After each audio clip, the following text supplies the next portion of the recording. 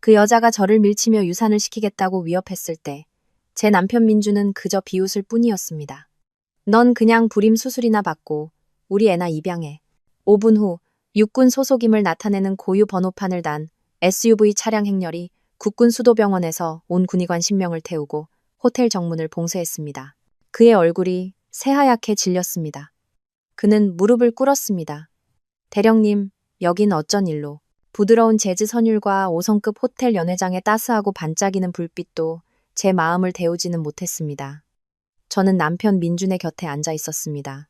그는 협력사 대표들과 직원들에게 미소 지으며 고개를 끄덕였고 그의 손은 제 허리에 놓여 있었습니다. 무심한 손길이었지만 세상에 우리가 완벽하고 행복한 부부임을 보여주기 위해 계산된 행동이었죠. 부드러운 실크 드레스 아래 두 개의 작은 생명이 자라나고 있는 제 배는 이미 살짝 둥근 곡선을 그리고 있었습니다. 오늘은 민준이 거의 10년에 걸쳐 이룩한 제국, 대성 레거시 건설의 연말 기념 갈라였습니다. 그리고 CEO의 아내로서 저는 그의 성공의 활용 점정을 찍는 역할로 이 자리에 있어야만 했습니다. 하지만 제 미소는 몇 시간 전에 이미 얼어붙었습니다. 임신으로 인한 입덧과 피로감은 그 이유의 일부일 뿐이었습니다. 저를 진정으로 지치게 한 것은 뱃속에서부터 또아리를 트는 깊은 불안감이었습니다. 제 시선은 무심결에 민준의 젊은 비서 지아에게로 향했습니다. 그녀는 몸의 모든 곡선을 드러내는 딱 붙는 붉은 드레스를 입고 있었습니다. 지아는 평범한 직원처럼 행동하지 않았습니다. 그녀는 마치 파티의 안주인처럼 자리를 누볐죠. 그리고 그녀가 민준에게 보내는 눈빛은 존경이 아니었습니다. 그건 소유욕이었습니다. 너무 많이 마시면 취해요. 지아가 제 바로 앞에서 민준의 넥타이를 고쳐주며 속삭였습니다. 그녀의 손이 그의 가슴을 스치는 것은 대담하고도 사적인 제스처였습니다. 민준은 그저 웃을 뿐 그녀를 밀어내지 않았습니다. 알았어, 알았어. 잔소리는. 저는 탄산 사과 주스가 담긴 잔을 꽉 쥐었습니다. 차가운 기운이 손바닥으로 스며들었습니다. 그냥 일일 뿐이야. 저는 스스로에게 말했습니다. 지아는 유능하고 일 잘하는 비서니까 민준이 아끼는 것뿐이라고. 저는 수백 번이나 그렇게 되뇌었습니다. 그들이 속삭이는 것을 볼 때마다, 그가 밤늦게 온 메시지를 황급히 지우는 것을 볼 때마다 말이죠. 하지만 여자의 직감이라는 것은 그 자체의 논리를 가지고 있었고, 제 직감은 이것이 단순한 문제가 아니라고 비명을 지르고 있었습니다. 조금 피곤하네요. 복도에서 바람 좀 쐬고 올게요. 저는 목소리를 가다듬고 민준에게 속삭였습니다. 그가 돌아보며 걱정스러운 표정을 지었습니다. 괜찮아? 같이 가줄까? 아니에요. 괜찮아요. 손님들하고 같이 있어요. 저는 부서질 듯한 미소를 지었습니다. 일어서자 지아의 날카로운 시선이 저를 베는 듯했습니다. 다리에 힘이 풀리는 것 같았지만 저는 우아하게 똑바로 걸으려 애썼습니다. 복도 밖은 훨씬 조용했습니다. 저는 조용한 골방의 소파를 찾아 털썩 주저앉아 긴 한숨을 내쉬었습니다. 눈을 감고 배를 문질렀습니다. 내 아가들. 저는 속삭였습니다. 미안해. 엄마가 더 행복해야 하는데. 바로 그때 익숙한 하이힐 소리와 제가 착각할 리 없는 교태 섞인 목소리가 들렸습니다. 언제 그 늙은 아줌마랑 헤어질 거야? 우리 애가 영원히 사생아인 건 싫단 말이야. 지아였습니다. 심장이 멎는 듯 했습니다. 저는 숨을 죽이고 어둠 속으로 더 깊이 몸을 숨겼습니다. 연회장 문이 살짝 열려 있어 제가 남편이라 부르던 남자의 깊고 따뜻한 목소리를 들을 수 있었습니다. 곧이야, 자기야. 조금만 더 기다려줘. 민준이 그녀를 달랬습니다. 그의 목소리는 너무나 다정했고 제가 아주 오랫동안 들어보지 못한 다정함이었습니다. 장인어른 통해서 국방부 계약만 따내면 돼. 그 노인네가 워낙 깐깐해서 말이야. 그 딸내미 기분을 맞춰줘야 사인을 해줄 거 아냐. 그 계약만 따내면 이 회사도 나도 전부 자기랑 우리 아기 거가 될 거야. 쨍그랑 손에 들고 있던 사과 주스 잔이 대리석 바닥으로 떨어져 산산조각 났습니다. 차가운 액체가 드레스 위로 튀었지만 저는 아무것도 느끼지 못했습니다. 귓가에는 이명이 울렸고 머릿속은 텅 비었습니다. 장인어른, 계약, 우리 아기. 그 단어들은 독 묻은 바늘이 되어 바로 직전까지 사랑과 신뢰로 가득 찼던 심장을 정확히 찔렀습니다. 제 발치의 유리잔보다 훨씬 더 완벽하게 산산조각 났습니다. 6개월 전만 해도 저는 제가 세상에서 가장 행복한 여자라고 믿었습니다. 우리의 삶은 여전히 달콤했습니다. 민주는 여전히 제 시간에 퇴근했고, 제가 요리하는 동안 뒤에서 껴안아 주었으며, 사랑한다고 속삭여 주었습니다. 그는 저를 만난 것이 인생 최고의 행운이라고 말했고, 저는 그 말을 무조건적으로 믿었습니다. 첫 번째 균열은 사소한 것에서 시작되었습니다. 제가 드라이클리닝을 맡기려던 그의 양복 주머니에서 나온 영수증. 고급 보석상에서 발행된 것으로 액수를 보고 저는 숨을 헐떡였습니다. 한정판 남성 시계 3,500만 원. 저는 그의 옷장 전체를 뒤졌습니다. 시계는 어디에도 없었습니다. 그는 한 번도 찬 적이 없었죠. 그날 밤 저는 특별한 저녁을 준비했습니다. 그가 기분이 좋아졌을 때 저는 아무렇지 않은 척 말을 꺼냈습니다. 여보, 얼마 전에 정말 멋진 시계를 봤어요. 우리 커플로 하나 맞출까요? 저는 잡지에 나온 바로 그 시계 사진을 보여주었습니다. 그는 그것을 흘끗 보았고 그의 얼굴에는 아주 잠깐 혼란스러운 기색이 스쳤지만 이내 표정을 가다듬었습니다. 그는 웃으며 제 머리를 쓰다듬었습니다. 당신 안목 있네. 하지만 나 그거 이미 샀어. 정말요? 왜 한 번도 차고 있는 걸 본 적이 없죠? 아, 그거. 그는 잠시 뜸을 들이다가 진지한 어조로 말했습니다. 중요한 파트너에게 줄 선물이었어. 큰 거래에 많은 도움을 주고 있는 분이라. 그냥 비즈니스 외교 같은 거야, 여보. 이런 것들은 복잡하니까 신경 쓰지 마. 그 대답은 그럴듯해 보였지만 그의 첫 망설임은 작은 의심의 가시를 남겼습니다. 3,500만 원짜리 선물을 필요로 하는 중요한 파트너라. 하지만 저는 그를 믿기로 했습니다. 의심하지 말고 그의 일에 간섭하지 말자고 스스로에게 말했습니다. 그 가시는 다음 주말 친구들과의 브런치 모임이 아니었다면 잠들어 있었을지도 모릅니다. 우리는 웃고 떠들고 있었습니다. 저는 무심코 인스타그램을 넘기다가 지아의 새 게시물을 보았습니다. 그녀는 제 친구 목록에 있었고 저는 한때 그것이 정상적이라고 생각했었죠. 사진은 고급차의 운전대 위에서 얽힌 남자와 여자의 손이었습니다. 캡션은 이랬습니다. 내 남자가 준 깜짝 선물. 항상 날 아껴줘서 고마워요. 저를 얼어붙게 한 것은 유치한 캡션이 아니었습니다. 남자의 손목에서 반짝이는 시계였습니다. 바로 그 3,500만 원짜리 한정판 시계. 저는 즉시 알아봤습니다. 심장이 쿵쾅거리기 시작했습니다. 차가운 공포가 등골을 타고 흘렀습니다. 저는 떨리는 목소리로 민준에게 사진을 보여주었습니다. 민준 씨, 이 남자 시계. 낯이 익어요. 민준은 화면을 보았습니다.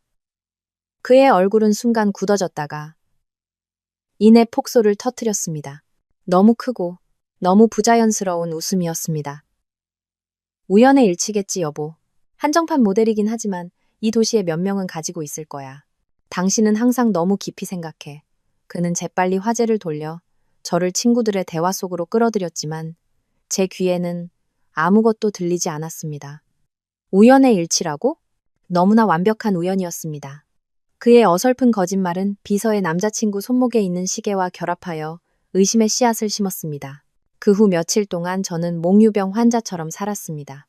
여전히 미소 짓고 민준을 챙겼지만 제 마음은 다른 곳에 있었습니다. 저는 기회를 기다리고 있었습니다. 제 안에서 커져가는 폭풍을 확인시켜주거나 혹은 파괴시켜줄 그에 가면 속단 하나의 균열을. 기회는 어느 목요일 오후에 찾아왔습니다. 민주는 새로운 부지를 답사하러 강원도로 급한 출장을 가야 한다고 했습니다.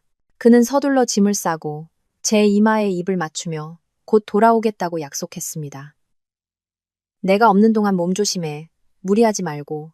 그의 말은 너무나 가식적으로 들렸습니다. 그의 차가 길 아래로 사라지는 순간 저는 움직였습니다. 그의 서재, 그림 뒤에 숨겨진 금고 앞에 섰을 때 심장이 세차게 뛰었습니다. 중요한 서류와 비상금을 보관하는 그의 개인 금고였습니다. 저는 한 번도 그 안이 궁금했던 적이 없습니다. 그를 믿었으니까요. 오늘은 달랐습니다. 저는 떨리는 손으로 비밀번호를 입력했습니다. 한때 제가 그토록 자랑스러워했던 숫자. 제 생일이었습니다. 내 가장 중요한 것들의 비밀번호는 언제나 당신이야. 그가 말했었죠. 딸깍. 무거운 강철문이 열렸습니다. 안에는 현금이 많지 않았고 사업 계약서도 없었습니다. 단지 짙은 파란색 파일 폴더 하나만 덩그러니 놓여 있었습니다. 저는 떨면서 그것을 꺼냈습니다. 가장 먼저 떨어진 것은 출생증명서였습니다. 아이의 이름은 낯설었지만 아버지의 이름은 고통스러울 정도로 익숙했습니다. 이민준. 어머니, 한지아. 아이는 2살이었습니다. 손에 든 얇은 종이가 묘비처럼 무겁게 느껴졌습니다. 2년. 그는 우리가 결혼하자마자 어쩌면 그 이전부터 저를 배신했던 것입니다. 저는 수년간 정교한 연극 속에서 아무것도 모른 채 살아왔습니다. 출생증명서 아래에는 유전자 검사 결과지가 있었습니다. 굵은 검은색 잉크로 쓰인 결론. 친자 관계 확률 99.99%. 부인할 수 없는 증거였습니다. 그리고 마침내 저를 완전히 산산조각 낸 것. 강남의 고급 오피스텔, 등기부등본. 공동 소유자, 이민준, 그리고 한지아. 모든 조각들이 맞춰지며 잔인하고 흉측한 그림을 완성했습니다. 비밀 아파트, 숨겨진 아이, 수년간의 불륜. 저는 그저 완벽한 위장이었고 그가 뒤에 숨기 위한 도구였으며 우리 가족의 인맥을 이용하기 위한 수단이었습니다. 저는 메마르고 씁쓸한 소리로 웃었습니다. 뜨거운 눈물이 뺨을 타고 흘러내렸습니다. 저는 정말 바보였습니다. 바로 그때 뱃속에서 작은 발길질이 느껴졌습니다. 그리고 또 한 번, 제 아기들이었습니다. 그들이 움직이는 것을 그렇게 선명하게 느낀 것은 처음이었습니다. 이 모든 잔해 속에서 맹렬한 새 생명이 앞으로 나아가고 있었습니다. 저는 배를 움켜쥐었습니다. 눈물은 여전히 흘렀지만 더 이상 나약함의 눈물이 아니었습니다. 그것은 한 어머니의 눈물이었습니다. 그들을 위해서 저는 강해져야 했습니다. 그들을 위해서 저는 무너질 수 없었습니다. 갈라가 있던 그날 밤 이후 저는 섬뜩한 침묵 속에서 집으로 돌아왔습니다. 울지도 소리치지도 않았습니다.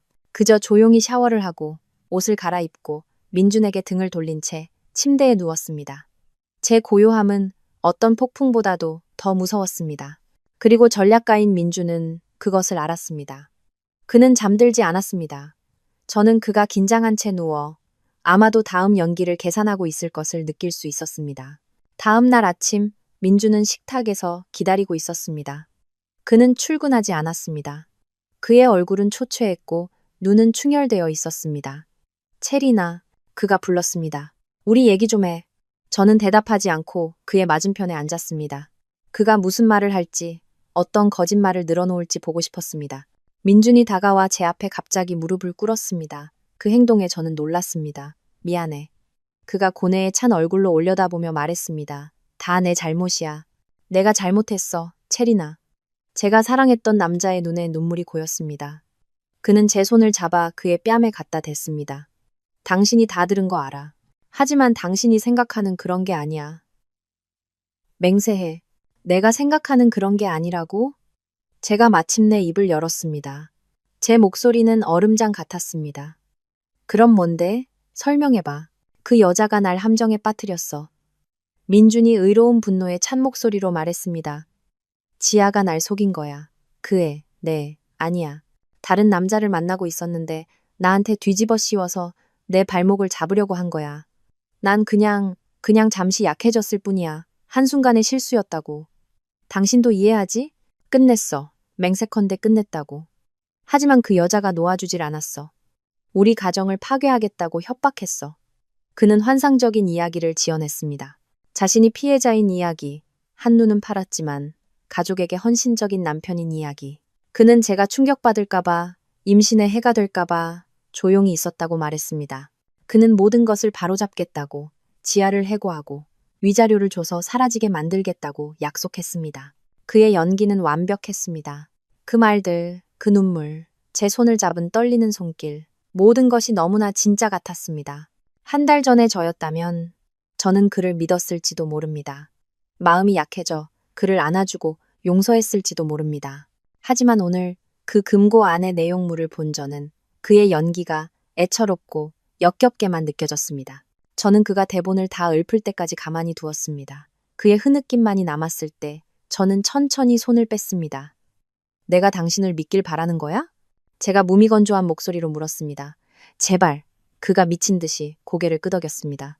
한 번만 더 기회를 줘. 체리나. 마지막으로 한 번만. 내가 자리를 마련할게. 우리 셋이서 그 여자 입으로 당신 얼굴 보고 직접 진실을 말하게 할게. 좋아. 저는 그의 눈을 깊이 들여다보았습니다. 한때는 제 세상의 전부였던 눈. 이제는 그저 그의 거짓말을 비추는 거울일 뿐이었습니다. 하지만 저는 고개를 끄덕였습니다. 알겠어. 그 여자 입에서 직접 듣고 싶어. 우리는 조용한 가든 카페에서 만났습니다. 어려운 대화를 나누기에는 충분히 사적이지만 상황이 험악해지는 것을 막을 만큼은 공개된 장소였습니다. 저는 일찍 도착해 구석 테이블에 자리를 잡았습니다. 마음을 진정시키려 캐모마일 차를 주문했습니다. 10분 후 민준과 지아가 함께 도착했습니다. 민준은 고통스러운 후회의 가면을 쓰고 있었습니다. 하지만 지아는 저를 충격에 빠뜨렸습니다. 파티에서의 그 당당하고 섹시한 여자는 온데간데 없었습니다. 오늘 그녀는 헐렁한 인부복을 입고 있었고 창백하고 수수한 모습이었습니다. 화장기 없는 얼굴은 초췌하고 지쳐 보였고 눈은 울어서 부어 있었습니다. 그녀는 진짜 피해자처럼 보였습니다. 그들이 자리에 앉아 숨막히는 침묵이 흘렀습니다. 민준이 먼저 입을 열었습니다. 말해. 그가 지아에게 단호하지만 연민이 섞인 목소리로 말했습니다. 내 아내에게 진실을 말하라고. 지아는 테이블을 응시하며 무릎 위에서 손을 비틀었습니다. 어깨가 떨렸습니다. 그러더니 그녀는 울기 시작했습니다. 부드럽고 흐느끼는 울음소리였습니다. 정말 죄송해요. 그녀가 속삭였습니다. 다 제 잘못이에요. 제가 강하지 못했어요. 두 분 가정에 너무 큰 폐를 끼쳤어요. 저는 말없이 차가워진 차를 젓고 있었습니다. 연극은 시작되었습니다. 사실은 지아가 눈물 가득한 눈으로 올려다보며 말했습니다. 이 아이, 민준 씨 아이가 아니에요. 제가 거짓말했어요. 저는 다른 사람이 있었는데 그 사람이 저를 버렸어요. 너무 무서워서. 그래서 민준 씨 아이인 것처럼 말했어요. 그냥 의지하고 싶었어요. 제가 잘못한 거 알아요.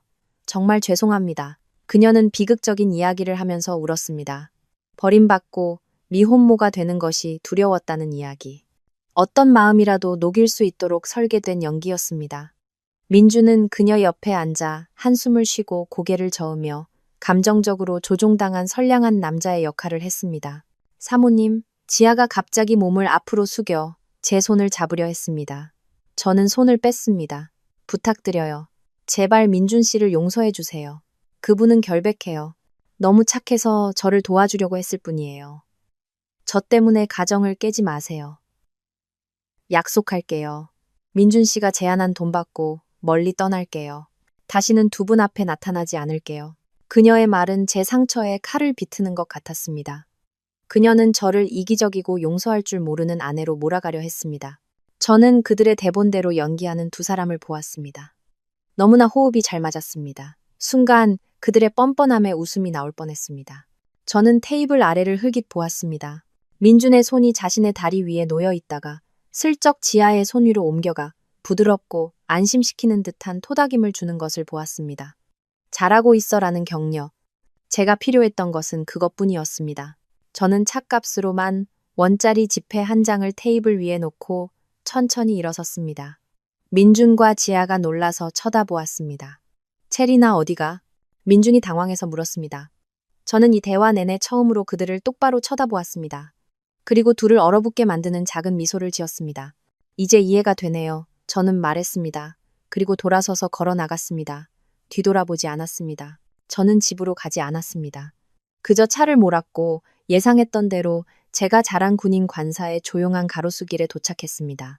어머니는 걱정이 가득한 얼굴로 제가 들어서는 것을 보셨습니다. 저는 그저 고개를 젓고 피곤해서 쉬고 싶다고만 말했습니다. 어머니는 더 묻지 않고 저를 위해 따뜻한 캐모마일 차를 끓이러 부엌으로 가셨습니다. 아버지는 거실에서 신문을 읽고 계셨습니다. 예비역 하석진 대령. 평생을 군에 몸담은 세월은 그에게 모든 것을 꿰뚫어보는 듯한 시선과 동요하지 않는 평정심을 주었습니다. 아버지는 물어볼 필요도 없었습니다. 그냥 알고 계셨죠. 아버지는 신문을 접고 안경을 벗어 옆자리를 가리켰습니다. 무슨 일이냐? 얘야. 그의 목소리는 깊고 단단했습니다. 절대적인 안전의 소리. 저는 자리에 앉았고 애써 유지하던 평정심의 댐이 무너졌습니다.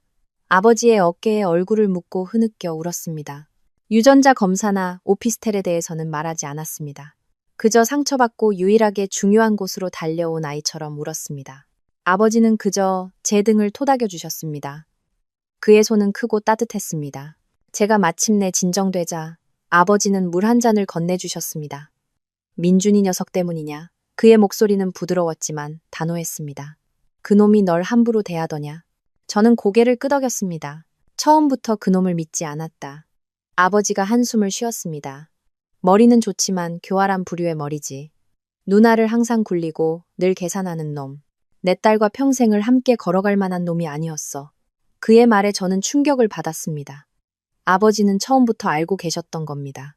그저 제 선택을 존중해 주셨을 뿐, 눈이 멀었던 것은 저 하나였습니다. 죄송해요, 아빠. 아버지 말씀을 듣지 않았어요. 아버지는 제 사과를 손으로 저어 막으셨습니다. 결혼은 내 선택이다. 행복도 고통도 네가 감당해야 할 몫이지. 우리가 네 인생을 대신 살아줄 수는 없다. 하지만 이것만은 기억해라. 아버지는 제 눈을 똑바로 보셨고 그의 목소리는 지휘관의 날카로운 기백을 띄었습니다. 너는 내 딸이다. 네 할아버지의 손녀이기도 하고 상처받을 수도 있고 넘어질 수도 있다. 하지만 누구도 네 명예와 우리 가문의 명예를 짓밟게 놔두지 않을 것이다. 그놈이 네게 잘못했다면 참을 필요 없다. 나에게 말해라. 그의 말은 전류처럼 짜릿했습니다. 그것은 단순한 위로가 아니었습니다. 보증이었습니다. 제 뒤에는 군인 가문의 모든 무게와 명예가 버티고 있었습니다. 저는 혼자가 아니었습니다. 저는 눈물을 닦고 척추를 곧게 펴며 고개를 끄덕였습니다. 네, 알겠습니다. 그날 밤을 그곳에서 묵었습니다. 몇 달 만에 처음으로 깊은 잠을 잤습니다. 다음 날 아침 관사를 빠져나오며 백미러 속 제 자신을 보았습니다. 눈은 여전히 부어 있었지만 두려움은 사라져 있었습니다. 그 자리에는 차갑고 단단한 결심이 서려 있었습니다. 저는 한때 집이라 불렀던 곳으로 돌아왔습니다. 이제 모든 벽, 모든 익숙한 물건들이 제 어리석음을 조롱하는 듯 했습니다. 저는 민준의 애처로운 거짓말에 설득당한 용서하는 아내의 역할을 계속해야 했습니다.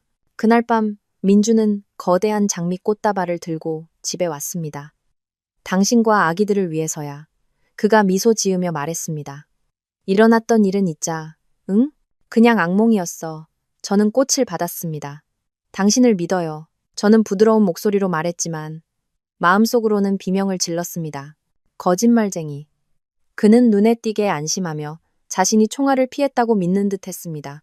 그는 불이 꺼진 것이 아니라 단지 지하로 숨어들어 분출을 기다리는 마그마가 되었다는 것을 몰랐습니다. 제 삶은 이중생활이 되었습니다. 낮에는 사랑스럽고 순종적인 아내, 밤에는 임무를 수행하는 여인이었습니다. 저는 도시 최고의 이혼 전문 변호사를 찾았습니다. 거액의 자산과 기업 관련 소송을 다루기로 유명한 상어 같은 여자였습니다. 첫 통화는 샤워기 소리로 제 목소리를 감춘 채 욕실에서 이루어졌습니다. 저는 시계부터 금고까지 모든 것을 말했습니다. 사모님, 그녀가 말했습니다. 혼자가 아니십니다. 저희가 사모님과 아이들이 받아야 할 모든 것을 찾아드리겠습니다. 밤에 민준이 잠들었을 때 저는 그의 서재로 갔습니다. 심장이 쿵쾅거렸습니다. 저는 그의 노트북에 작은 USB를 꽂고 모든 것을 복사했습니다. 수상한 자금 이체를 보여주는 엑셀 파일, 지하에 이름이 이상하게 포함된 계약서들, 업무와 관련 없는 그들 사이의 이메일들. 저는 모든 것을 복사하고 암호화하여 안전한 익명 이메일 계정으로 보냈습니다. 이런 생활이 한 달간 계속되었습니다. 제가 다시 자신의 통제하에 들어왔다고 믿은 민주는 역겨울 정도로 살갑게 굴었습니다. 그는 임산부용 비타민을 사다 주고 쇼핑에 데려가고 심지어 요리까지 하려 들었습니다. 모든 것이 너무 완벽했고 그 모든 것이 저를 아프게 했습니다. 제게는 마지막 한 방이 필요했습니다. 아직 쓰지 않은 마지막 카드가 있었죠. 그날 밤 저는 간단한 저녁을 차렸습니다. 식사가 거의 끝날 무렵 저는 포크를 내려놓고 불안한 망설임이 가득한 표정을 지었습니다. 민준 씨, 제가 부드럽게 말했습니다. 저 할 말이 있어요. 그가 궁금한 듯 올려다보았습니다. 뭔데, 여보, 표정이 이상하네. 저는 심호흡을 하고 배 위에 손을 얹었습니다. 그리고 그의 눈을 똑바로 보며 기쁨의 눈물이 고이기를 빌었습니다. 민준 씨, 우리 임신했어요. 포크가 그의 손에서 떨어졌습니다. 조용한 방 안에서 날카로운 소리가 울렸습니다. 그는 얼어붙었습니다. 얼굴이 굳어졌습니다. 제가 기대했던 기쁨은 찾아오지 않았습니다. 대신 아주 찰나의 순간 저는 그것을 보았습니다. 순수하고 가감없는 공포. 그의 동공이 수축했고 미소가 얼어붙었습니다. 그는 겁에 질려 있었습니다. 하지만 민주는 뛰어난 배우였습니다. 1초 후 공포는 사라지고 완벽한 황홀경의 가면으로 대체되었습니다. 정말 진심이야. 그는 벌떡 일어나 테이블을 돌아와 저를 붙잡고 번쩍 들어올렸습니다. 세상에 내가 아빠가 된다니. 체리나 사랑해. 정말 사랑해. 그는 제게 온통 키스를 퍼부으며 아이 이름이며 아기 방에 대해 이야기했습니다. 그의 기쁨은 너무나 진짜처럼 보였지만 저는 그 첫 1초를 잊을 수 없었습니다. 그의 포옹은 차가웠고 그의 키스는 공허했습니다. 그는 아기들 때문에 행복한 것이 아니었습니다. 그는 이 새롭고 더 강력한 족쇄가 저를 영원히 자신에게 묶어두어 우리 가족의 영향력에 대한 접근을 확보해 줄 것이라 생각해서 행복했던 것입니다. 비장의 카드는 던져졌습니다. 이제 저는 그것이 만들어낼 폭풍을 지켜보기만 하면 되었습니다. 제 임신 소식은 폭탄과도 같았습니다. 민준을 흔들어 놓았을 뿐만 아니라 그의 그림자 가족에게도 충격파를 보냈습니다. 민준은 극도로 예민해졌습니다. 밤늦은 통화가 잦아졌습니다. 그는 발코니로 몰래 나가놨고 화난 속삭임으로 말했습니다. 저는 물을 마시러 가는 척하며 단편적인 말들을 엿들었습니다. 그만 좀 해. 내가 알아서 한다고 했잖아. 그 여자 임신했어. 더 복잡해졌다고. 시간을 좀 줘. 협박하지 마. 난 무섭지 않아. 저는 지하가 무너지고 있다는 것을 알았습니다. 그녀가 확보했다고 생각했던 상에 이제는 그의 합법적인 임신한 아내라는 새로운 강력한 보호자가 생긴 것입니다. 그녀의 인내심은 바닥나고 있었습니다. 어느 날 저녁 그가 욕실에 핸드폰을 두고 갔습니다. 화면에 연달아 카톡 메시지가 떴습니다. 들여다보니 지아에게서 온 것이었고 제정신이 아니었습니다. 정말 우리를 버릴 셈이야? 나 바보 아니야. 이민준. 내가 널 가질 수 없다면 네 마누라도 편하게 살진 못할 거야. 내가 다 말해버릴 거야. 맹세코, 이틀 줄게. 해결하지 않으면 네 회사 전체에 네가 얼마나 위선자인지 알려줄 테니까. 읽는 내내 심장이 쿵쾅거렸습니다. 저는 메시지를 지우지 않았습니다. 그냥 핸드폰을 제자리에 두었습니다. 그날 밤, 저는 일부러 아기용품 쇼핑에 대해 제잘거렸습니다. 여보, 제가 순진하게 물었습니다. 이번 주말에 지아 씨한테 아기용품 쇼핑 같이 가달라고 할까요? 그분 안목이 좋잖아요. 그것은 휘발유에 성냥을 던지는 것과 같았습니다. 민준의 얼굴이 어두워졌습니다. 미쳤어? 그가 위험할 정도로 큰 소리로 쏘아붙였습니다. 그 여자가 뭘 안다고. 다시는 내 앞에서 그 이름 꺼내지도 마. 그가 제게 소리친 것은 처음이었습니다. 저는 상처받은 척 움츠러들며 어깨를 떨었습니다. 죄송해요. 그는 즉시 자신의 실수를 깨닫고 저를 끌어안았습니다. 미안해, 체리나. 그냥 회사 일 때문에 스트레스 받아서 그래. 내 잘못 아니야. 저는 그에게 기댔지만 머릿속은 맑았습니다. 그의 연기에 금이 가고 있었습니다. 양쪽에서의 압박이 그를 통제 불능으로 만들고 있었습니다. 저는 지아의 분노가 단지 민준만을 향한 것이 아니라는 것을 알았습니다. 그것은 저와 제 아기들을 겨냥하고 있었습니다.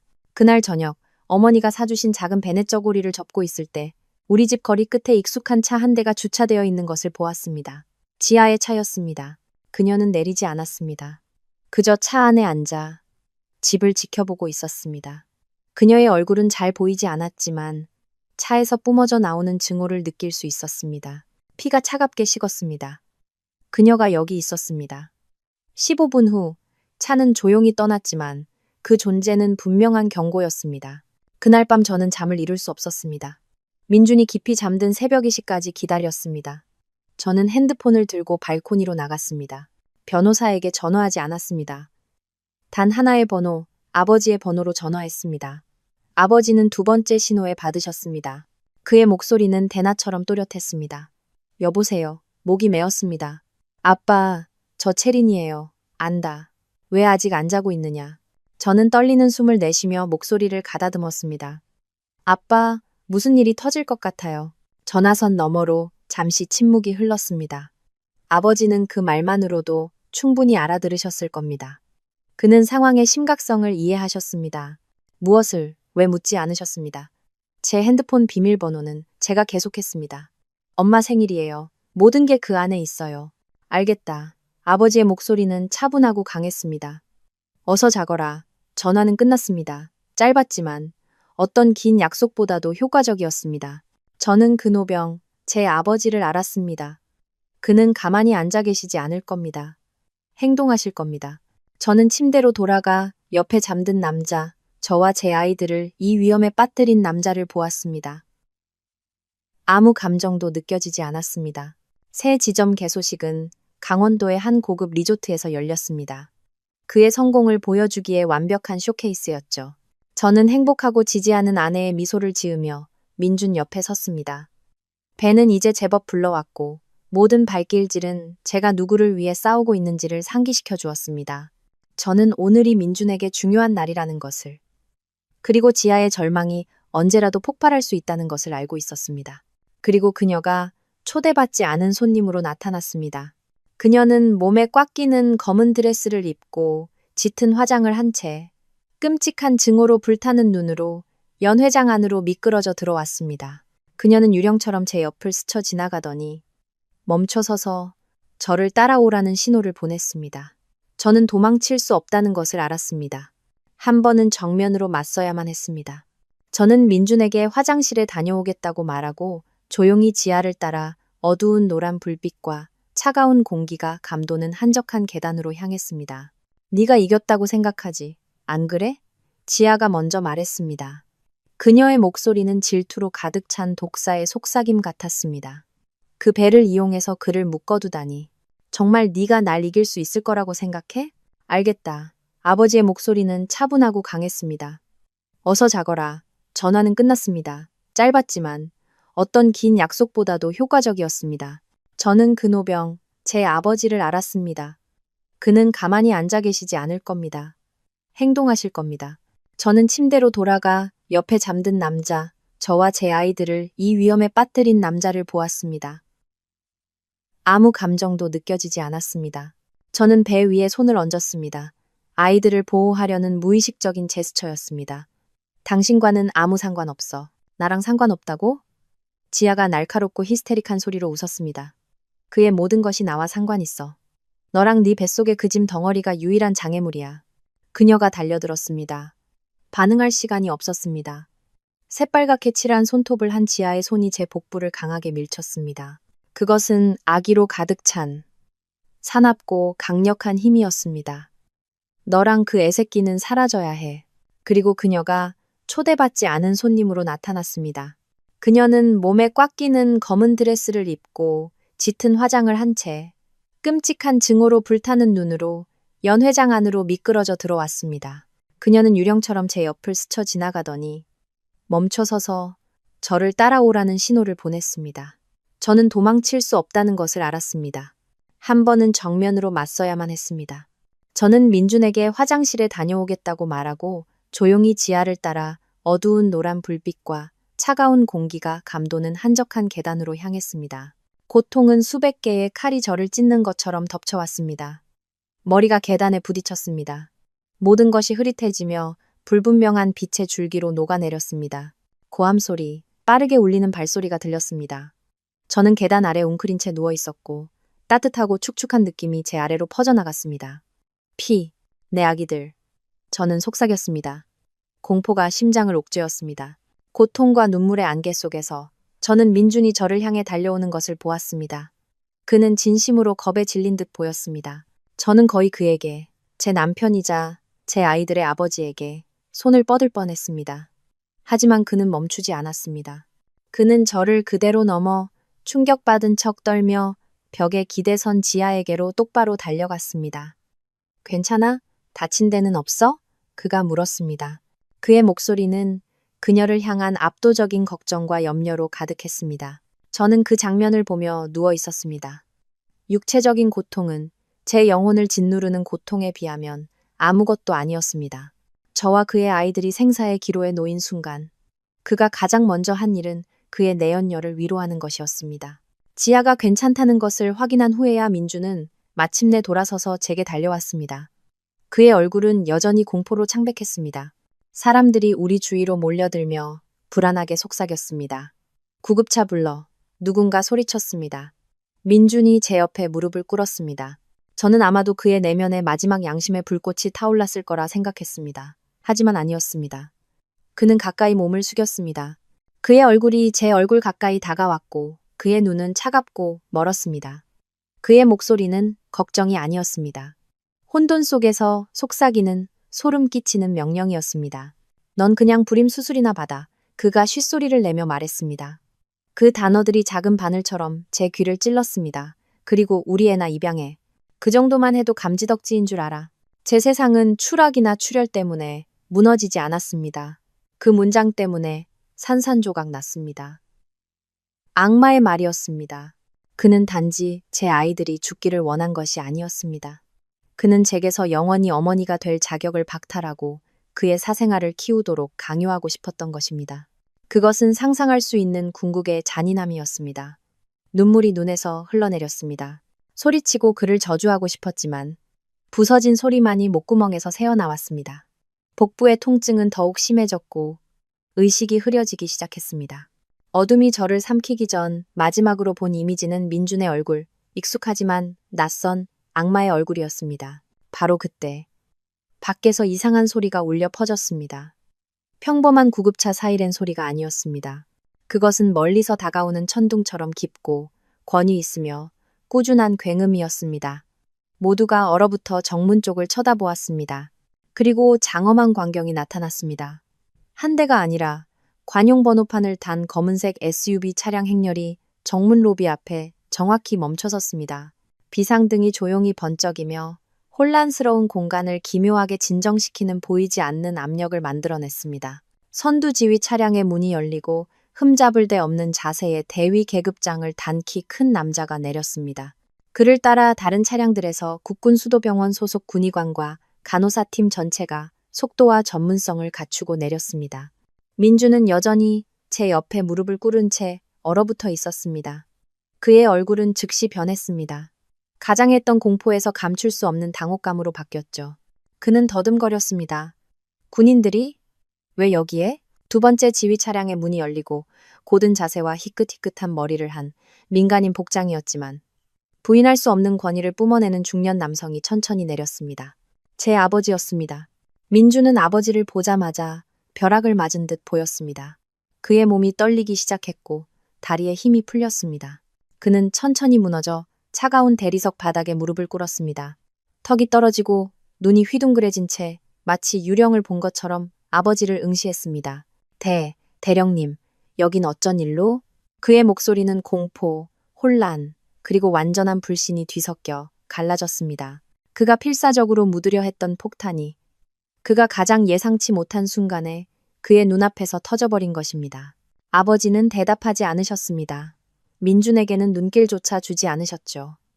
그 노병의 시선은 단 하나의 목표에 고정되어 있었습니다. 피웅덩이 속에 부서진 채 누워있는 그의 딸, 비켜. 아버지가 명령하셨습니다. 그의 목소리는 깊고 날카로웠으며 아무도 감히 거역할 수 없는 명령이었습니다. 두 명의 군 위생병이 즉시 다가와 부드럽지만 단호하게 저를 민준의 무력한 소나귀에서 빼냈습니다. 그들은 저를 대기 중인 들것에 눕혔습니다. 절차는 신속하고 전문적이었으며 완벽하게 조율되었습니다. 한 여군 의관이 즉시 제 맥박과 혈압을 확인했고 다른 한 명은 링거를 놓기 시작했습니다.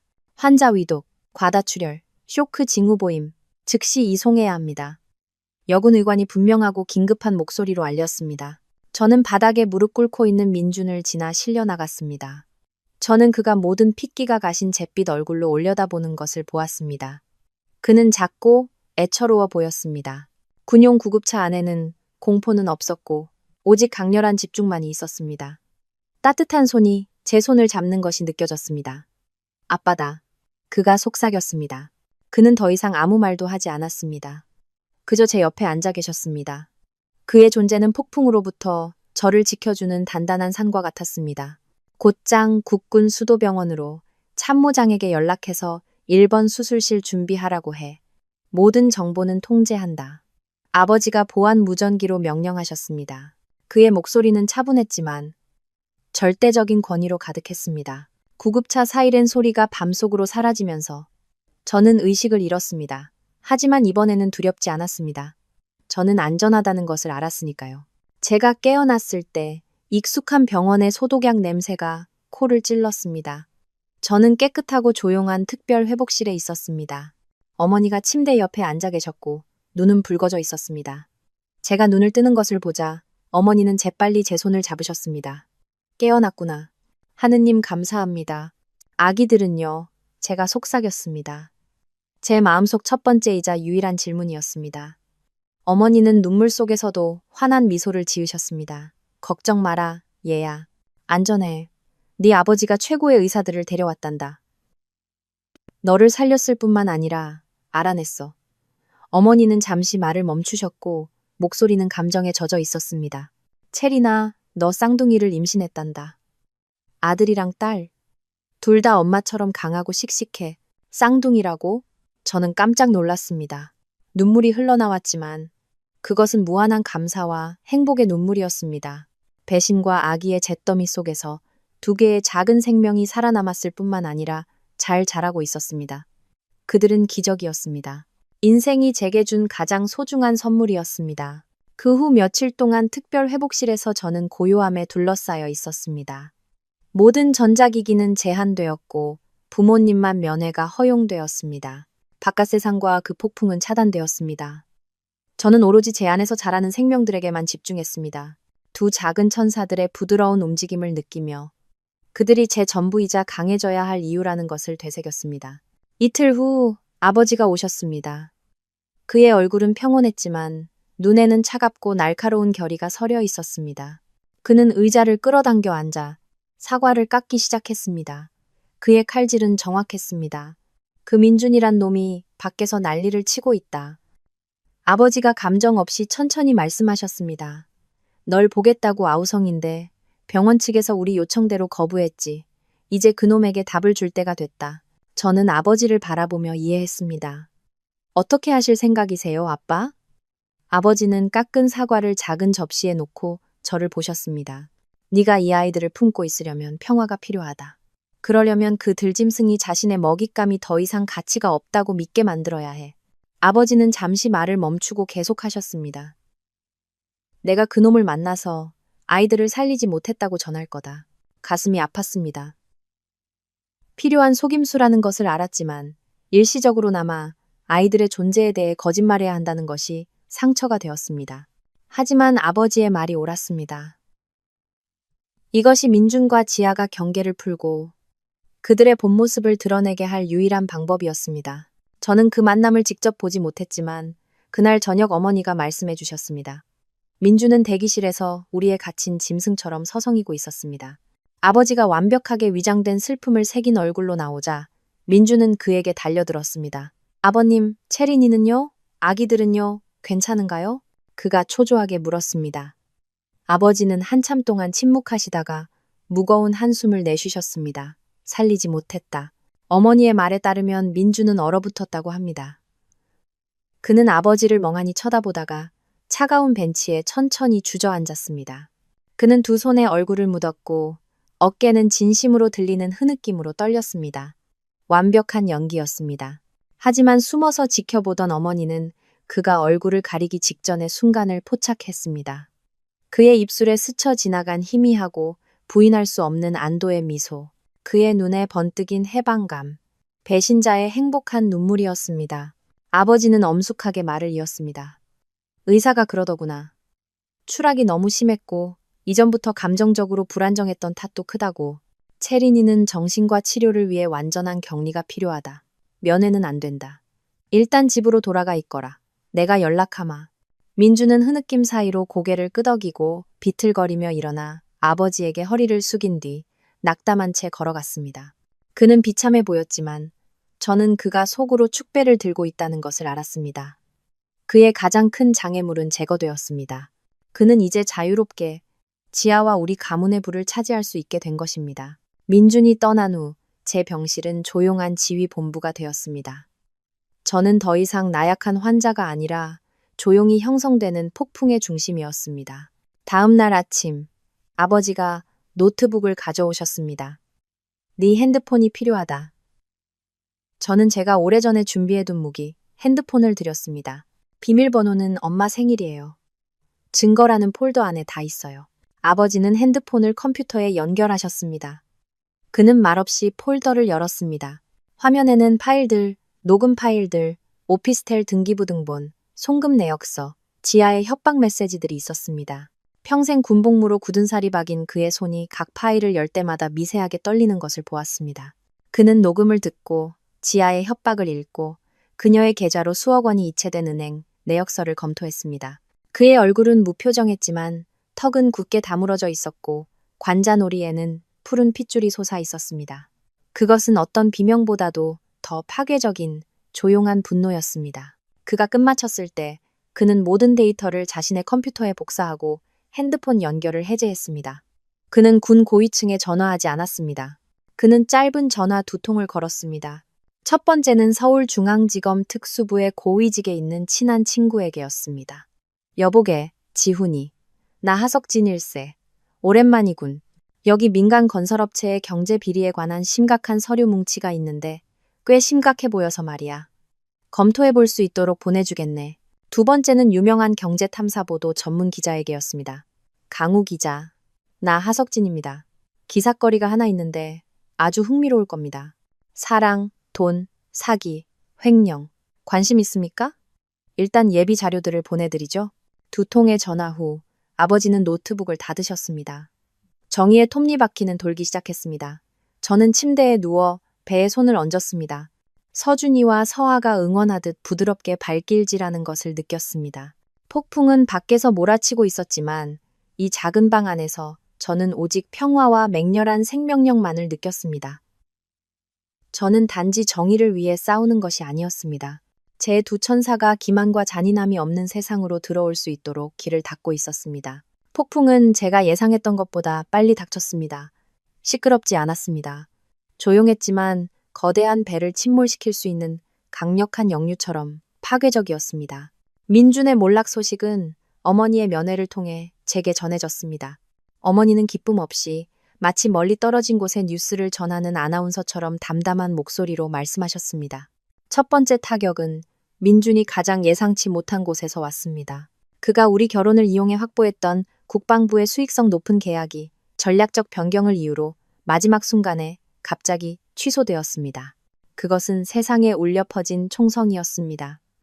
즉시 도미노가 무너졌습니다. 경제범죄수사팀이 대성 레거시 건설에 들이닥쳤습니다. 그들은 밤낮으로 모든 장부를 샅샅이 뒤졌습니다.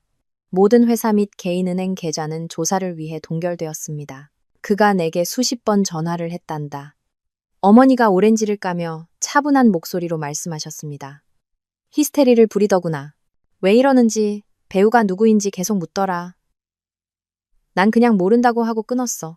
자금이 막힌 민주는 진행 중이던 프로젝트들이 모두 멈춰서는 것을 보았습니다. 한때 그에게 아첨하던 채권자들은 독수리처럼 몰려들어 분노에 찬 피켓과 요구사항을 들고 그의 사무실을 포위했습니다. 성공한 젊은 CEO는 무너져가는 자신의 회사 안에 숨어 지내는 애처로운 실패자로 전락했습니다. 민준이 일부는 재능으로, 하지만 대부분은 거짓과 조작으로 쌓아올린 제국은 일주일도 안 되어 붕괴했습니다.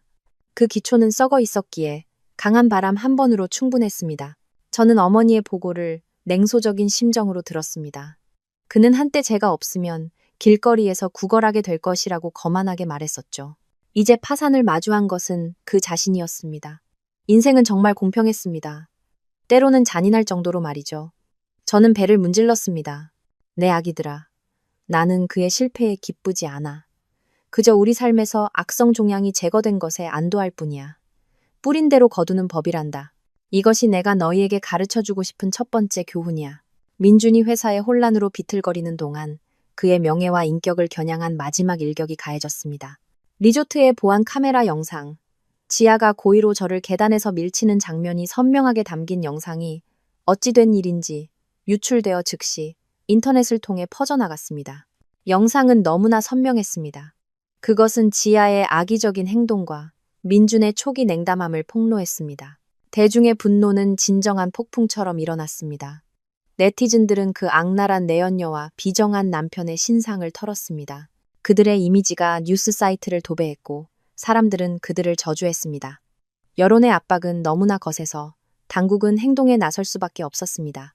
지아는 폭행 및 상해 혐의로 경찰 조사를 받게 되었습니다. 제 변호사는 부인할 수 없는 영상 증거와 제 의료 기록으로 지아가 처벌을 피하기는 어려울 것이라고 알려주었습니다. 그리고 그때 민준의 가장 비열한 얼굴이 드러났습니다. 참고인으로 경찰 조사를 받을 때 그는 주저없이 모든 책임을 그의 내연녀에게 떠넘겼습니다.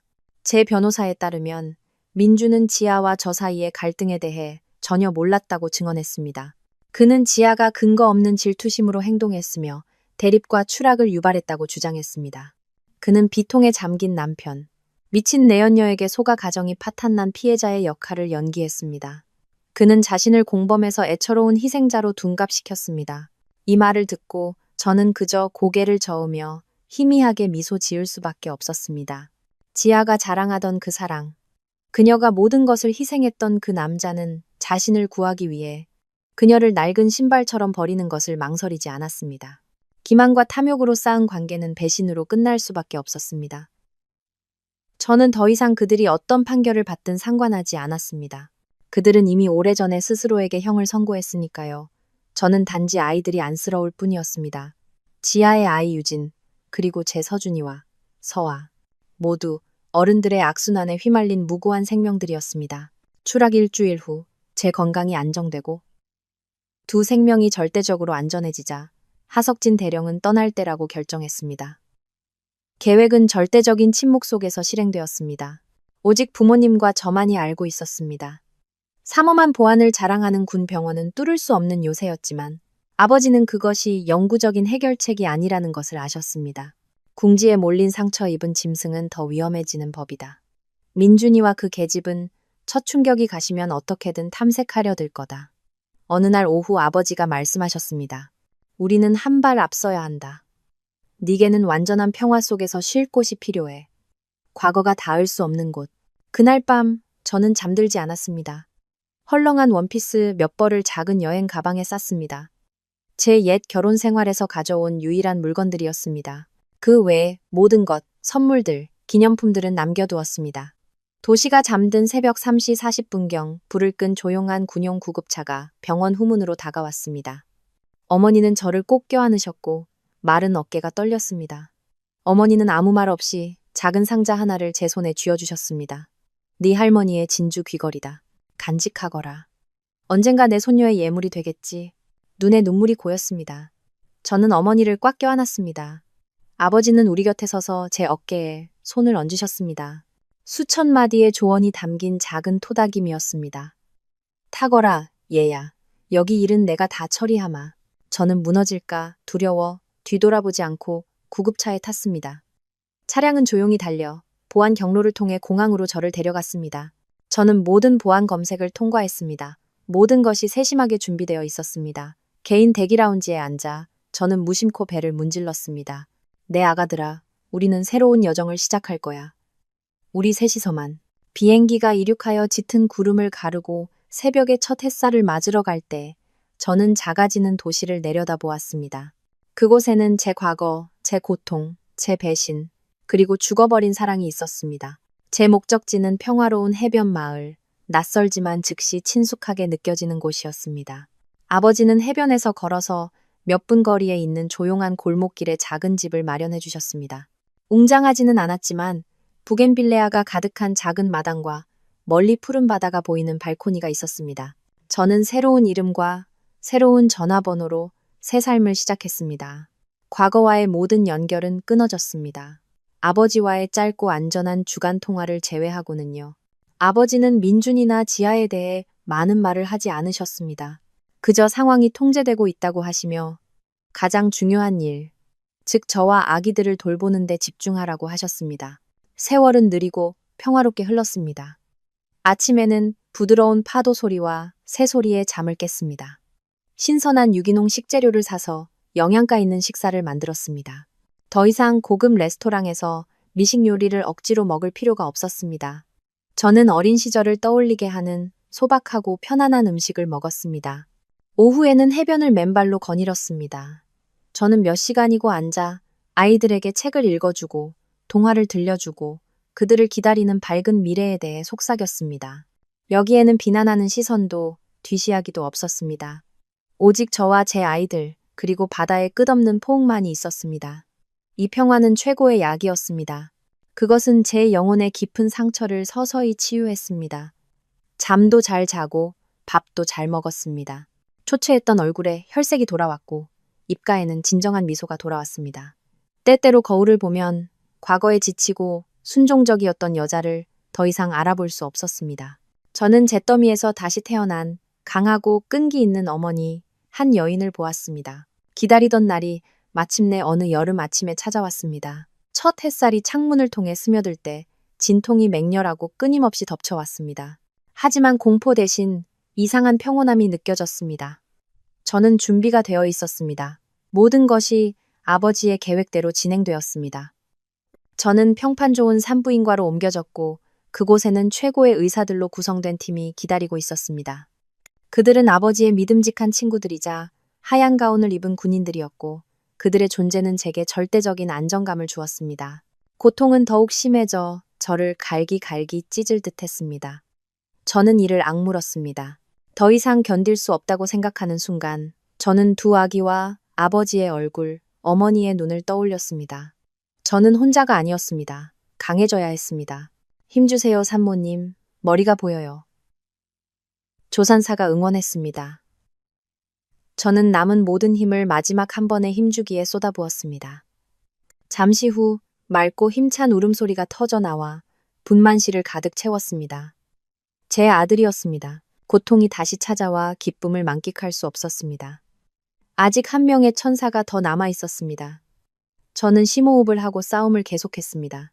몇 분 후 약간 더 약하지만 생명력 넘치는 또 다른 울음소리가 들렸습니다. 제 딸이었습니다. 축하합니다. 아드님, 따님입니다. 산모와 아기들 모두 아주 건강합니다. 수석 의사가 환하게 웃으며 알렸습니다. 작고 붉은 두 생명이 제 가슴에 놓였을 때 모든 고통이 사라졌습니다.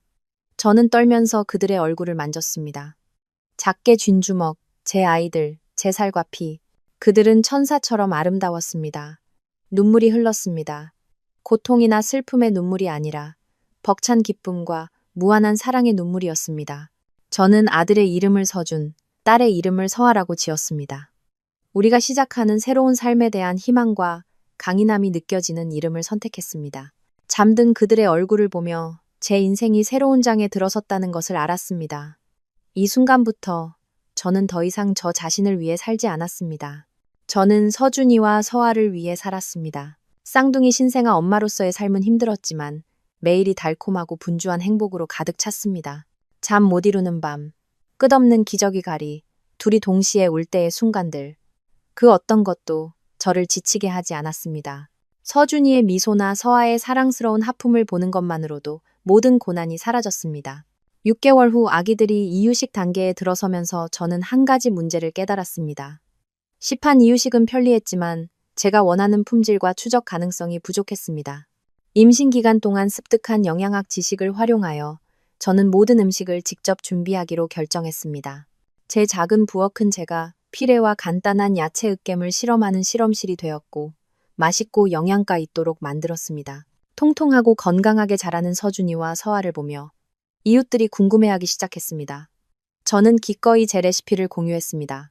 곧 한 이웃, 그리고 두 이웃이 일 때문에 바빠서 직접 할 수 없는 자신들의 아이들을 위해 이유식을 만들어 달라고 부탁했습니다. 아이디어가 떠올랐습니다. 이것을 작은 사업으로 만들어 보면 어떨까? 부모님께 의지하지 않고 아이들에게 최고의 삶을 주기 위해서는 경제적 독립이 필요했습니다. 저는 조심스럽게 시작했습니다. 서준이와 서아의 키친이라는 소박한 이름으로 작은 네이버 블로그를 만들었습니다. 제가 쌍둥이를 위해 만든 음식 사진, 제가 선택한 신선한 재료들, 그리고 육아 영양에 대한 진심 어린 조언들을 올렸습니다. 요란하게 광고하지 않았습니다. 한 엄마의 진심으로 공유했습니다. 첫 주문은 이웃들에게서, 그리고 그들의 친구들에게서 왔습니다. 입소문이 퍼졌습니다. 엄마들은 깨끗하고 정성스러운 이유식 공급원의 비밀을 공유했습니다. 제 블로그는 성장했습니다. 긍정적인 후기들과 고객들이 보내준 아기들이 행복하게 먹는 사진들은 제게 가장 큰 동기부여가 되었습니다. 일은 힘들어졌습니다. 낮에는 쌍둥이를 돌보고 밤에는 서준이와 서아가 잠든 후 부엌에서 주문 준비, 요리, 포장에 바빴습니다. 지쳤지만 보람 있었습니다. 처음으로 제 노동과 열정으로 돈을 버는 행복을 느꼈습니다. 저는 더 이상 남편에게 의존하는 여자가 아니었습니다. 저는 자수성가한 싱글맘 사업가, 더 강하고 자신감 있는 제 자신이 되어 있었습니다. 해변 마을에서 시간은 빠르게 흘렀습니다. 제 브랜드 서준이와 서아의 키친은 작은 부엌에서 시작해 성장했습니다. 저는 더 큰 공간을 임대하고 2명의 직원을 고용했습니다. 바빴지만 오후에는 항상 시간을 내어 아이들을 해변에 데려갔습니다. 서준이와 서아는 빠르게 자라 이미 엄마라고 옹알이를 하고 있었습니다. 그들의 달콤한 목소리는 제 모든 피로를 녹여주었습니다.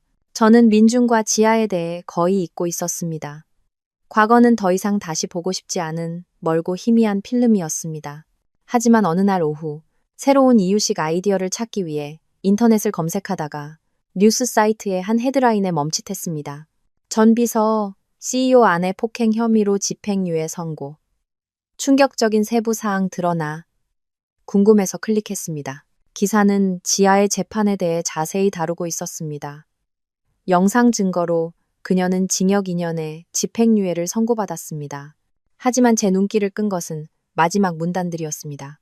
그곳에는 모든 책임을 부인하고 지아를 비난하며 자신을 내연녀에게 속은 비극적인 남편으로 묘사한 민준의 증언이 담겨 있었습니다.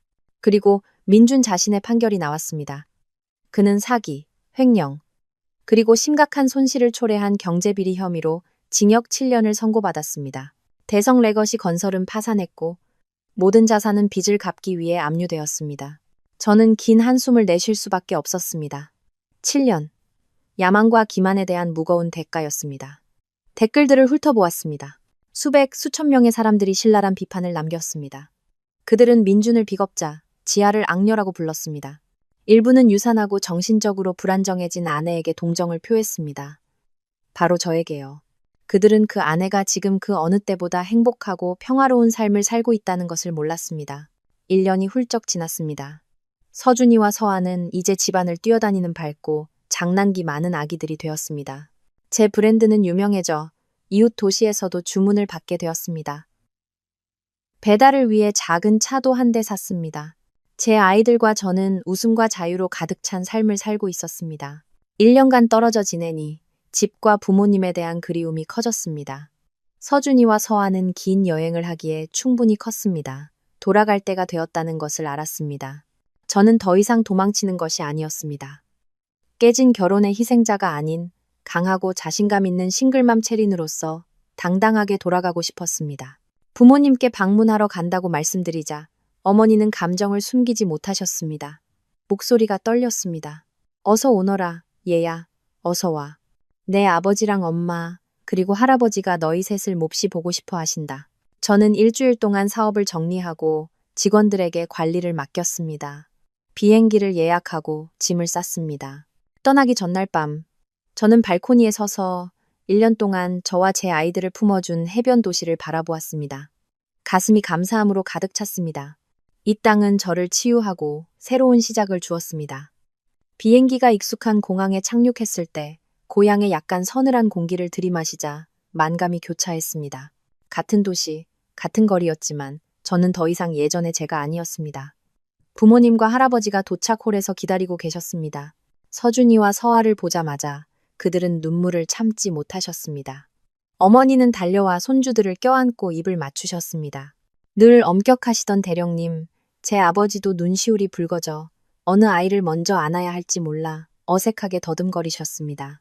할아버지는 그저 거기 서서 부드럽게 미소 지으셨고 눈은 행복으로 반짝였습니다.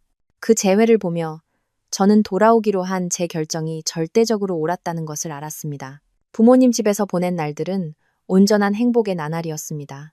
집은 항상 서준이와 서아의 웃음소리로 가득 찼습니다. 무시무시했던 대령님. 제 아버지는 이제 손주들에게 말을 태워주기 위해 기꺼이 바닥을 기어다니는 할아버지가 되셨습니다. 어머니는 온종일 부엌에서 저와 제 아이들이 좋아하는 맛있는 음식을 요리하셨습니다. 가족 식사 중에 저는 무심코 어머니께 민준에 대해 물었습니다. 남은 감정 때문이 아니라 그저 제 삶을 스쳐 지나갔던 한 사람의 인생이 궁금해서였습니다. 어머니는 한숨을 쉬며 젓가락을 내려놓으셨습니다. 몇 달 전에 출소했단다, 얘야. 모범수로 일찍 가석방되었다고 들었어. 그렇군요. 제가 차분하게 대답했습니다. 지금은 뭘 하고 지낸대요? 비참하게 지낸단다, 얘야. 어머니가 말씀하셨습니다. 회사는 파산하고 모든 재산은 압류당했지. 그의 부모님은 창피해서 시골집을 팔고 이사 가버렸고, 그는 아무것도 없이 출소했어. 집도, 돈도, 친척도 없이. 옛날 이웃들 말로는 가락시장에서 짐꾼으로 일한다더구나. 말도 안 하고 계속 짐만 나른다고. 비행기가 이륙하여 짙은 구름을 가르고 새벽에 첫 햇살을 맞으러 갈 때 저는 작아지는 도시를 내려다보았습니다. 그곳에는 제 과거, 제 고통, 제 배신, 그리고 죽어버린 사랑이 있었습니다. 제 목적지는 평화로운 해변 마을, 낯설지만 즉시 친숙하게 느껴지는 곳이었습니다. 아버지는 해변에서 걸어서 몇 분 거리에 있는 조용한 골목길에 작은 집을 마련해 주셨습니다. 웅장하지는 않았지만 부겐빌레아가 가득한 작은 마당과 멀리 푸른 바다가 보이는 발코니가 있었습니다. 지아는요? 제가 물었습니다. 그 여자도 재판 후에 사라졌어. 아마 고향으로 돌아갔겠지. 그 애도 힘들게 산다고 들었어. 애 딸린 정과자라고 소문나서 아무도 결혼하려 들지 않는다고 부모님도 의절했고 두 사람 모두에게 불행한 결말이었습니다.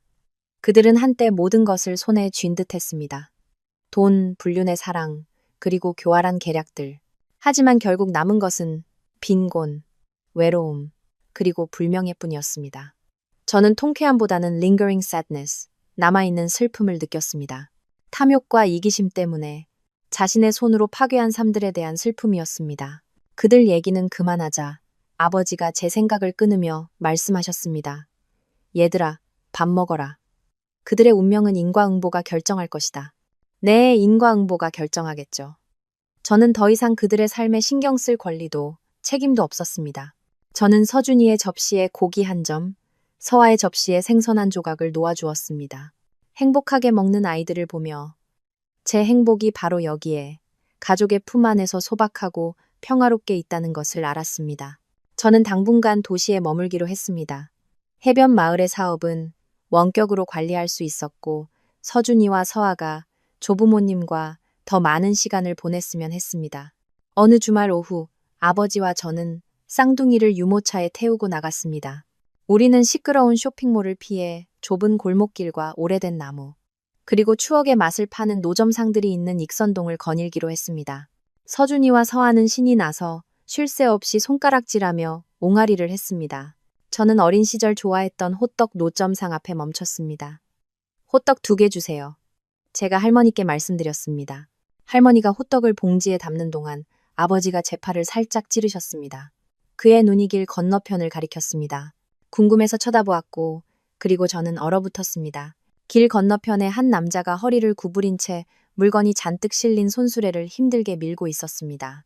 그는 빛바래고 때에 저른 작업복을 입고 있었고 얼굴은 수척하고 햇볕에 그을렸으며 짧게 깎은 머리는 때 이른 주름진 이마를 드러내고 있었습니다. 그가 민준이라는 것을 깨닫기까지 몇 초가 걸렸습니다. 그는 너무나 달라 보였습니다. 한때 그가 가졌던 잘생기고 세련된 CEO의 흔적은 전혀 없었습니다. 그의 고독하고 체념한 모습은 저를 약간 불편하게 만들었습니다. 그는 작은 오르막길을 오르기 위해 애쓰고 있었고 등은 땀으로 흠뻑 젖어 있었습니다. 마치 보이지 않는 운명의 연출처럼 느껴졌습니다. 바로 그때 그의 손수레에 있던 물건 자루 하나가 길 위로 미끄러져 떨어졌습니다.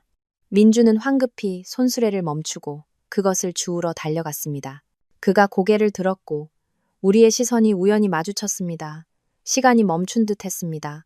민준의 얼굴이 즉시 창백해졌습니다. 그는 길 한가운데서 떨어진 자루도 잊은 채 꼼짝 않고 얼어붙었습니다. 그의 눈이 휘둥그레지며 믿을 수 없다는 듯 저를 쳐다보았습니다. 저는 그의 시선에서 혼란, 깊은 수치심, 그리고 감출 수 없는 고통을 보았습니다. 저 역시 당황했습니다. 이렇게 어색한 상황에서 그와 마주칠 줄은 예상하지 못했습니다. 저는 재빨리 얼굴을 돌려 호떡을 받고 즉시 떠나려 했습니다. 하지만 너무 늦었습니다. 그는 저를 보았고 더 중요하게는 유모차에 앉아있는 서준이와 서아를 보았습니다.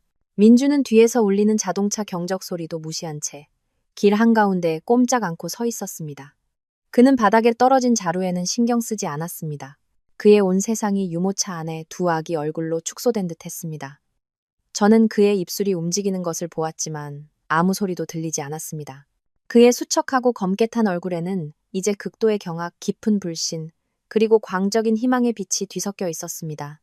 제 아들 서준이는 민준의 눈과 똑같았습니다. 길고 깊은 외꺼풀 눈은 고집스러우면서도 총명해 보이는 인상을 주었죠. 그리고 제 딸 서아는 웃을 때 그의 턱과 입꼬리를 닮았습니다. 그들은 그 남자의 부인할 수 없는 복제품이었습니다. 체리나. 그가 마침내 제 이름을 불렀습니다. 그의 목소리는 낯설었고 다른 사람의 것 같았습니다. 정말 너야? 그는 비틀거리며 술 취한 사람처럼 걷기 시작했습니다. 그는 쌩쌩 달리는 차들을 무시하고 길을 건넜습니다. 오토바이 한 대가 아스팔트 위에서 타이어가 끌리는 소리를 내며 급정거해야 했습니다. 운전사가 욕설을 퍼부었지만 민주는 듣지 못했습니다. 그는 오직 불을 향해 날아드는 나방처럼 우리를 향해 걸어올 뿐이었습니다. 아버지는 미묘하게 자리를 옮겨 아이들의 유모차를 부분적으로 가리셨습니다. 그의 단단한 팔은 조용하고 쓰이지 않은 경고였습니다. 호떡 할머니는 긴장감을 감지하고 재빨리 제게 봉지를 건네주고 조용히 뒤로 물러섰습니다. 민주는 우리 앞에 멈춰 섰습니다. 거리는 겨우 2걸음이었습니다. 그는 저를 보았다가 다시 두 아이를 보았습니다. 시큼한 땀 냄새와 무거운 노동의 먼지 냄새가 그에게서 풍겨왔습니다. 쓰리고 낯선 냄새였습니다. 잘 지냈어? 그가 더듬거렸습니다. 어리석고 의미 없는 질문이었습니다. 저는 대답하지 않았습니다. 그저 침묵 속에서 그를 바라볼 뿐이었습니다. 한때 제 아이들의 죽음을 바랐던 이 남자가 이제는 눈을 떼지 못하는 눈으로 아이들을 쳐다보며 여기 서 있었습니다. 인생은 정말 너무나 아이러니했습니다. 민주는 제 대답을 기다리지 않았습니다. 그의 눈은 다시 서준이와 서아에게 고정되었습니다. 그는 천천히 무릎을 꿇었습니다. 다리가 더 이상 그를 지탱할 수 없는 것처럼 무겁고 느린 움직임이었습니다. 그는 수많은 구경꾼들 앞에서 더러운 보도블록 위에 그대로 무릎을 꿇었습니다. 아니야, 그럴 리가 없어. 그가 고개를 저으며 중얼거렸습니다. 아버님께서 살리지 못했다고 하셨는데. 굳어진 남자의 눈에서 눈물이 흐르기 시작했습니다.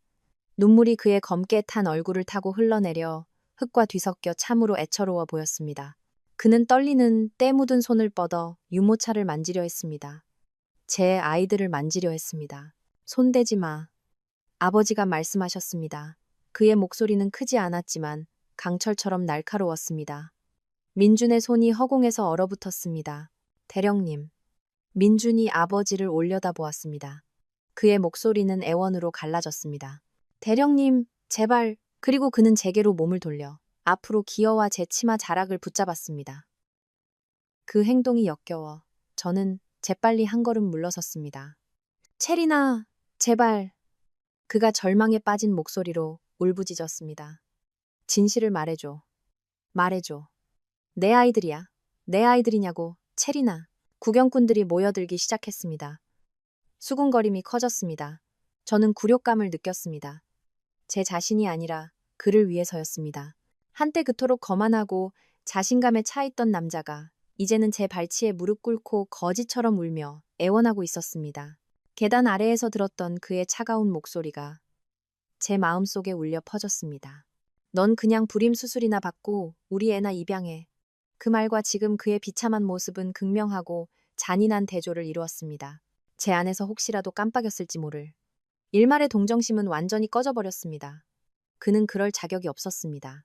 일어나요. 제가 말했습니다. 제 목소리는 차갑고 무심하게 들렸습니다. 추하게 굴지 말고.